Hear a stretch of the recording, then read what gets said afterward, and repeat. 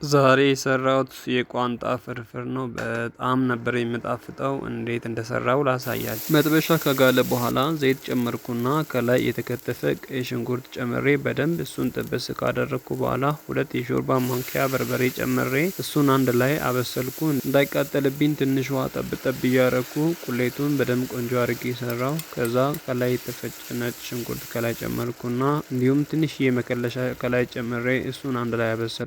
ከዛ በኋላ ቋንጣችን እንደዚህ ክትፍ ተደርጋ ትገባለች። ቋንጣውን ከስልሱ ጋር ለ5 እስከ 10 ደቂቃ ካበሰልኩኝ በኋላ ትንሽዬ ከላይ ጨው አደረግኩና 2 የተቀቀለ እንቁላል ከላይ እንደዚህ ያስቀመጥኩኝና ከእሳቱ ላይ አውርጄ የተቆራረጠ እንጀራ ጨመርኩና እንዳይበጣጠስ ቀስ እያረኩ በምታዩት መልኩ አቀላቀልኩኝ። በመጨረሻም እንደዚህ የሚያምርና በጣም የሚጣፍጥ የቋንጣ ፍርፍር እንደዚህ ሆኖ ደረሰ።